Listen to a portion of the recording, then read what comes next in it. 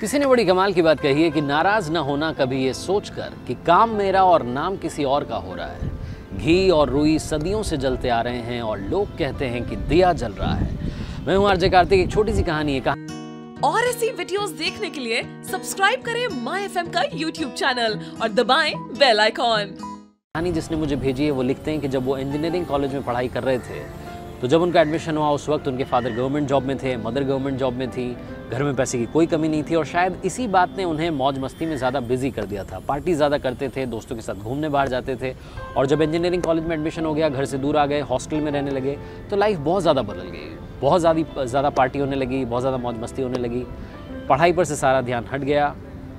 पहले सेमेस्टर का रिजल्ट आया तो फेल हो गए। घर वालों ने कॉल किया, डांट लगाई। उसके 2-3 दिन बाद तक इन्होंने पढ़ाई की जैसा कि सब करते हैं, लेकिन उसके बाद फिर से वापस पार्टी करने लगे, मूवी देखने जाने लगे, मौज मस्ती होने लगी।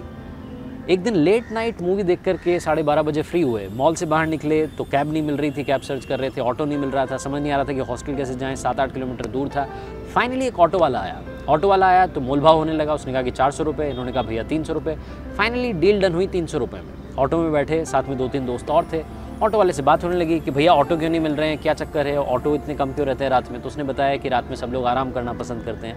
तो इन्होंने पूछा कि भैया आप ऑटो क्यों चला रहे हैं। तो ऑटो वाले ने बताया कि मेरे घर में एक छोटा बेटा है, वो स्कूल में पढ़ रहा है, उसकी फ़ीस देनी पड़ती है, बड़ी महंगी फ़ीस है, इस चक्कर में ज़्यादा पैसे चाहिए होते हैं, तो मैं रात में भी ऑटो चला रहा होता हूँ। तो थोड़ी और बात हुई तो इन लोगों को लगा कि शायद ये ऑटो वाला पढ़ा लिखा है। उससे पूछा कि भैया आपने करा क्या हुआ है, मतलब आपकी बातों से लग रहा है कि आप पढ़े लिखे हैं। तो ऑटो वाले ने बताया कि भैया मैंने अपने कॉलेज के दिनों में एडमिशन लिया था इंजीनियरिंग कॉलेज में, बड़े पैसे लगा करके घर वालों ने मुझे भेजा था और जब मैं वहाँ गया तो मौज मस्ती में लग गया, बुरी आदतों में लग गया और इस चक्कर में मेरा पढ़ाई में से ध्यान हट गया। इंजीनियरिंग में फ़ेल हो गया। उसके बाद घर वाले मुझे कभी कॉलेज में एडमिशन नहीं दिला पाए और मेरी ज़िंदगी वहाँ से पूरी तबाह हो गई। आज मुझे ये दिन देखना पड़ा है कि रात में मुझे ऑटो चलाना पड़ रहा है अपनी फैमिली की देखभाल के लिए।